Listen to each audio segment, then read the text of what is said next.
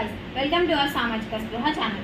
Today topic is YS Jaganmohan Reddy గారు తీసుకున్న సంచలన నిర్ణయం ఏంటి. సో హియర్ జాతీయ స్థాయిలో 5వ అతిపెద్ద పార్టీగా గుర్తింపు వచ్చినందుకు ఈ నిర్ణయం తీసుకున్నారు. చాడర్ని మరింత బలోపేతం చేస్తూ వైఎస్ఆర్ కాంగ్రెస్ పార్టీగా రూపుదిద్దుకుందట.